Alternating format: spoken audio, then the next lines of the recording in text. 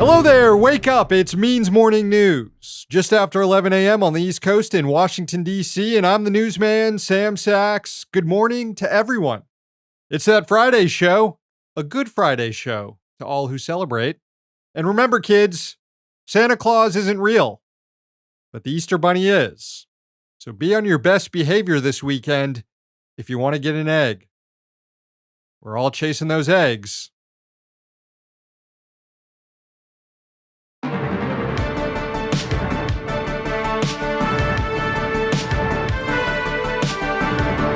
And we begin at the Supreme Court, where arch-conservative Justice Clarence Thomas is again facing allegations that he's corrupted to the core.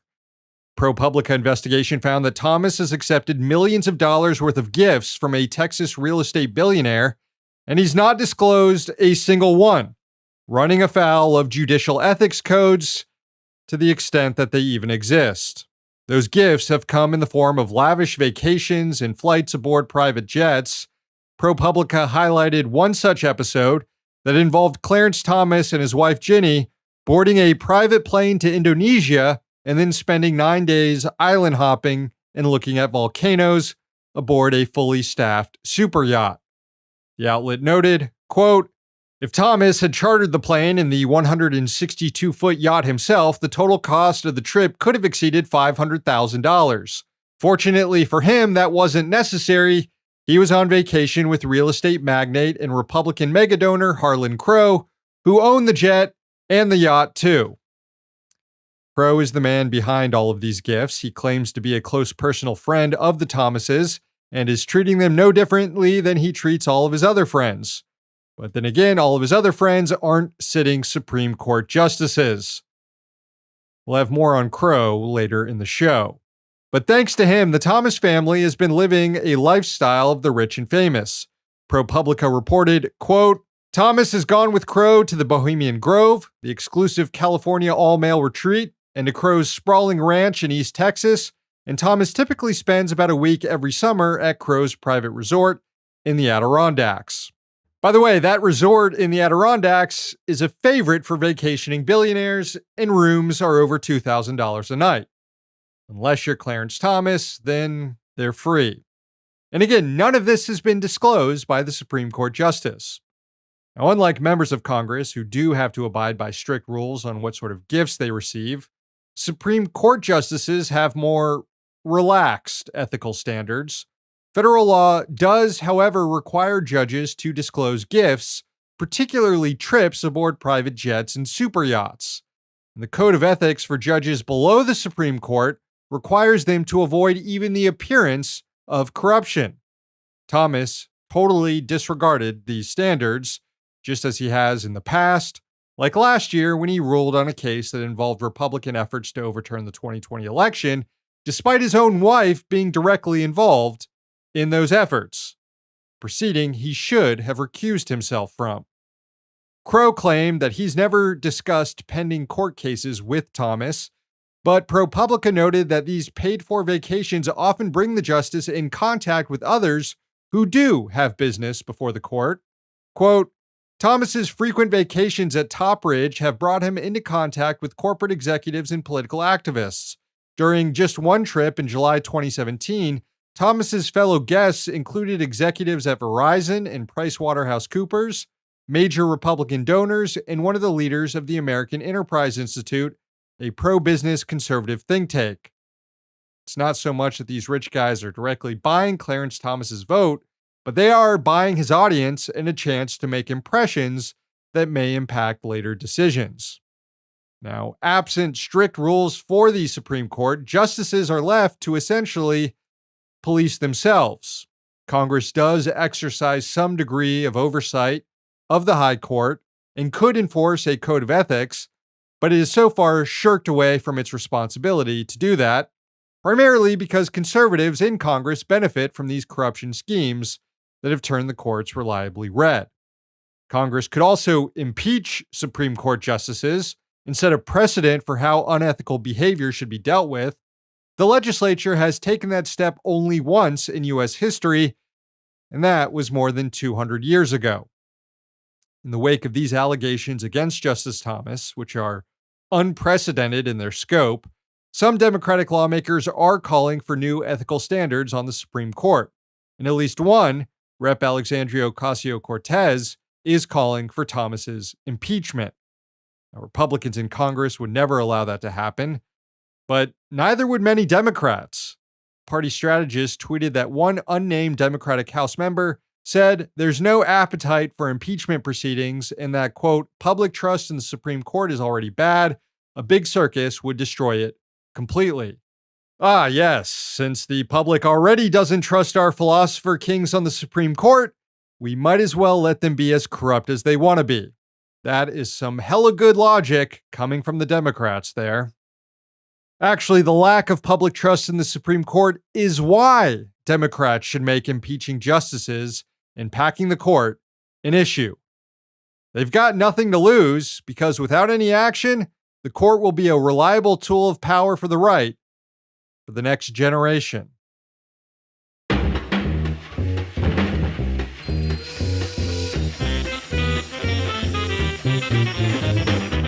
Republicans in Tennessee used their supermajority in the state house to expel 2 black lawmakers in a shocking display of blatant legislative racism that the state hasn't seen since the Civil War. State Representatives Justin Jones and Justin J. Pearson were kicked out of the General Assembly in an expulsion vote as hundreds of their supporters rallied outside the chamber. They were accused of violating decorum rules stemming from an incident last week in which the lawmakers helped to lead a protest in the chamber to demand new gun control legislation in the wake of the mass shooting in Nashville that left 6 people, plus the shooter, dead. You can see video of the protest here. But don't be fooled into thinking this has anything to do with a breach of decorum, because Jones and Pearson weren't the only lawmakers involved in the protest. So too was State Rep. Gloria Johnson. You can see her standing beside the 2 men here. And all 3 faced expulsion, but it was only Pearson and Jones who Republicans voted to remove. Johnson, a white woman, survived by 1 vote. Ahead of that vote, Rep. Justin Jones spoke about the absurdity of Republicans demanding expulsion and what's really behind these proceedings. For years, one of your colleagues who was an admitted child molester sat in this chamber. No expulsion. One member sits in this chamber who was found guilty of domestic violence. No expulsion.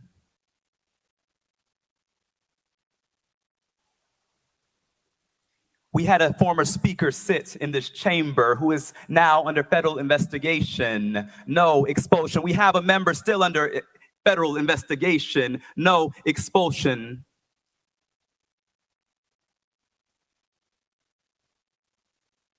We had a member pee in another member's chair in this chamber. No expulsion. In fact, they're in leadership, but in the governor's administration. And so once again, what you're saying to us, since you're trying to put us on trial, I'll say what you're really putting on trial is the state of Tennessee. What you're really showing for the world is holding up a mirror to a state that is going back to some dark roots. A state in which the Ku Klux Klan was founded is now attempting another power grab by silencing the 2 youngest black representatives and one of the only women, Democratic women in this body. That's what this is about. Let us be real today. Reps Jones and Pearson were elected to serve by their constituents. They represent parts of major cities in the state, Nashville and Memphis. And it's not just the 2 men, but those constituents who Tennessee Republicans are depriving of Democratic representation. Something that was very clear to the throngs of people in the Capitol protesting the votes. If the Republican supermajority hoped to put an end to the demonstrations for gun control legislation, they failed. People are angrier and more militant now after the expulsion. Also, there's a decent chance that Jones and Pearson return to their seats in the House. They could be reappointed by county commissioners. Also, special elections will be held, and if they win, then Assembly rules stipulate they can't be expelled for the same reason twice. Of course, the Republican supermajority could find another illegitimate reason to kick them out again, because fascists are gonna fascist.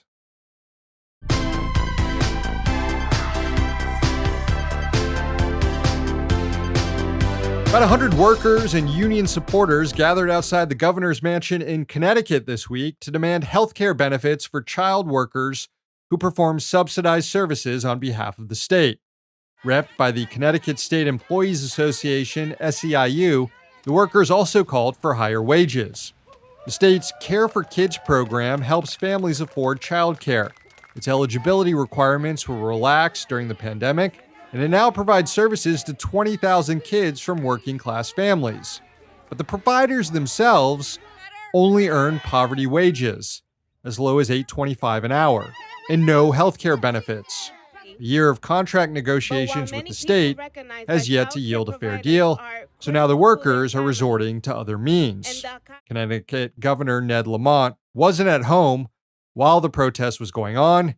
He was attending the college basketball national championship game instead. You're a lying dog-faced pony soldier. Poor kids are just as bright and just as talented as white kids. When Joe Biden was running for president, he promised to defend the rights of transgender people in this country.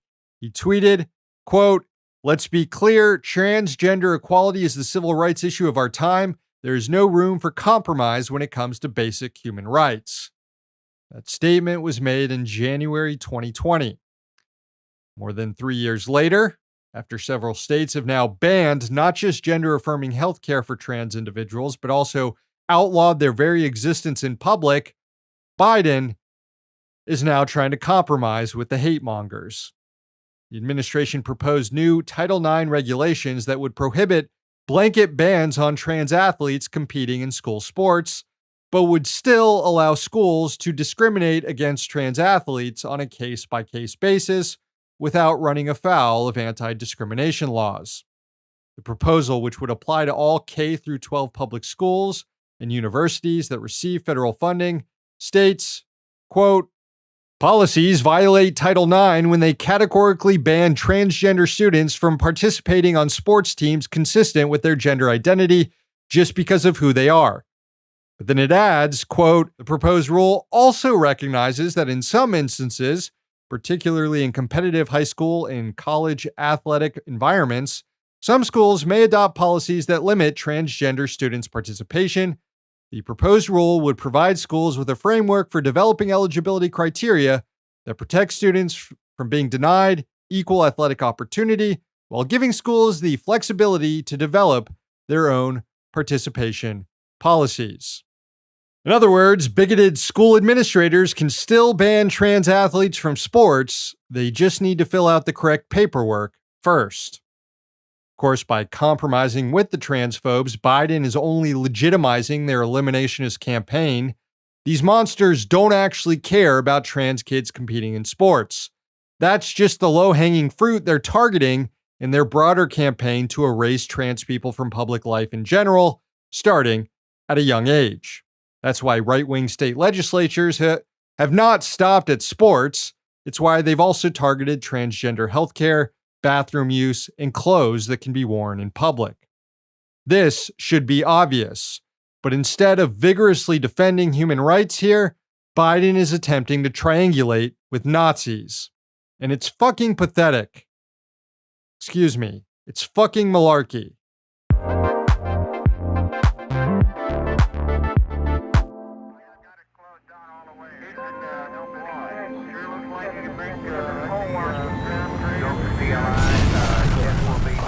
Wir sind das Team in der ESA, das sich mit dem Problem des Weltraumschrotts beschäftigt, sowohl mit der Erforschung, der Erfassung und auch der Lösung des Problems.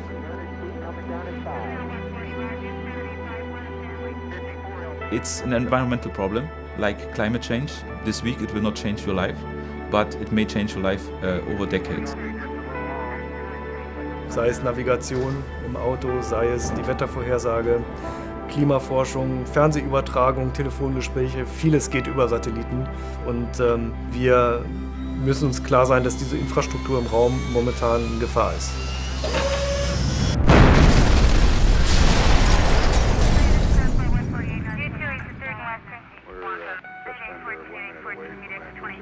The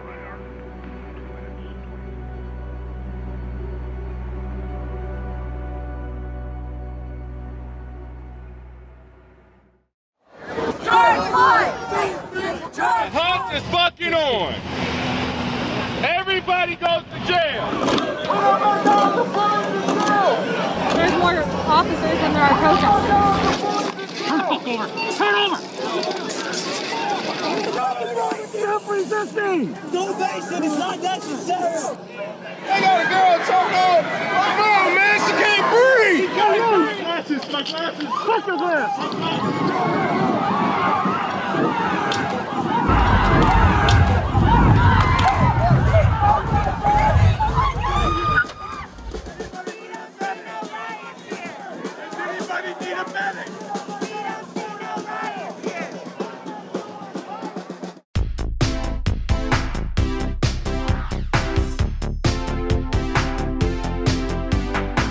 We'll get to this week's Rich Dick in just a moment, but first an update in the world of rich dickery. Elon Musk is no longer the richest dick in the world, according to Forbes. He's number 2 now. His wealth shrank after he sold a bunch of Tesla stock to buy Twitter.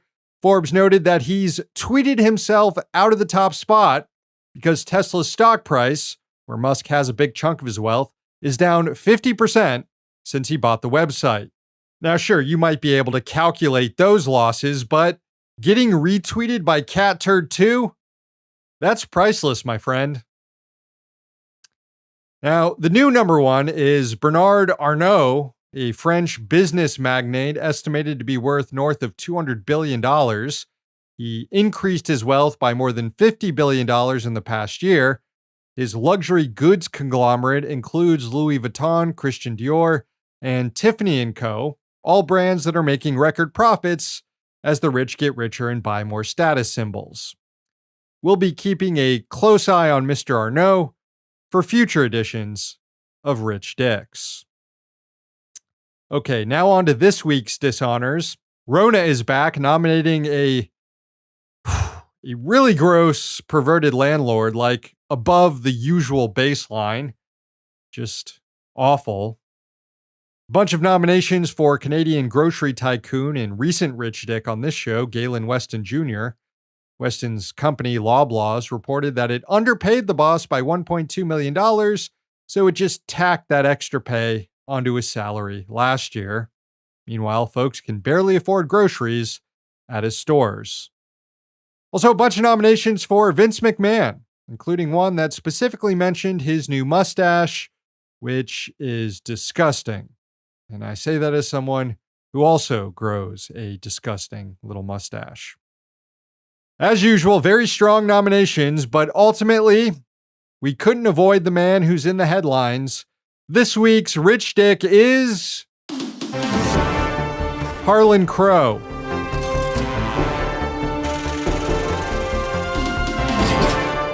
Yep, we got a lot of nominations for both Clarence Thomas and Harlan Crow, stemming from that corruption story we talked about at the top of the show.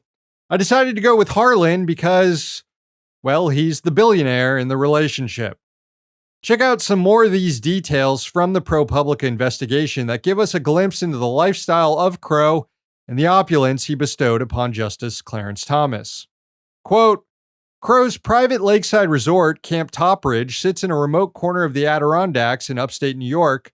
Closed off from the public by ornate wooden gates, the 105-acre property, once the summer retreat of the same heiress who built Mar-a-Lago, features an artificial waterfall and a great hall where Crow's guests are served meals prepared by private chefs.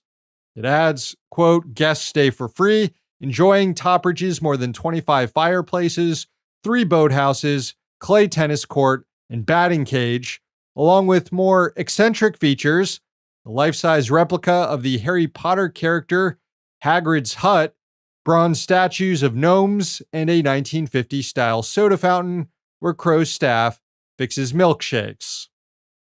Sounds weird as hell, honestly. Another example of how wealth is wasted on the rich. Just as this is, Crow actually had his corrupt relationship with Thomas immortalized in an ultra-realistic painting. This also flagged by ProPublica. Check it out. You can see Thomas there smoking a cigar, probably an expensive one that he didn't pay for nor disclose as a gift. He's seated next to Mr. Crow. They're joined by other conservative lawyers, including Leonard Leo, who, as prior ProPublica and Lever News reporting uncovered, is the architect of the Supreme Court's right-wing majority. But even if all of Crow's lavish spending on Clarence Thomas never came to light, he'd still have a good case for being a rich dick. He's contributed at least $10 million to Republican political campaigns.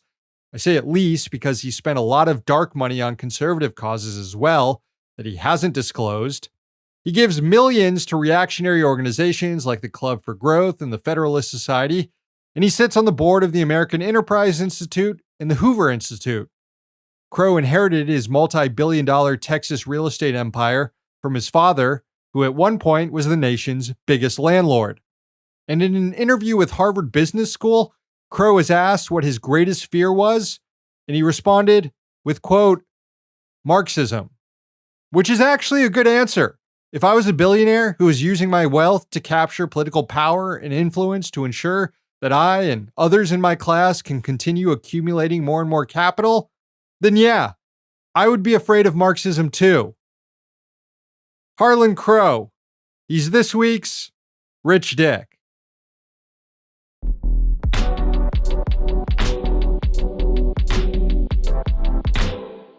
All right, friends, the show ends this morning with a sunrise from northern Wisconsin. It was sent in by Mischief Brewer from Wintergreen Lake.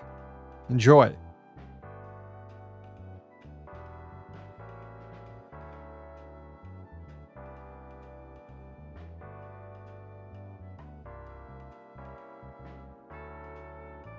Thank you, Mischief Brewer. The show is over. Thanks for watching. Thanks to the team behind the scenes. Please subscribe to our YouTube and podcast channels if you haven't already. And also, Means TV. Subscribe to Means TV. We've got a 7-day free trial going on right now. One day, capitalism will fall. Until then, we're going to be right here. See you next week.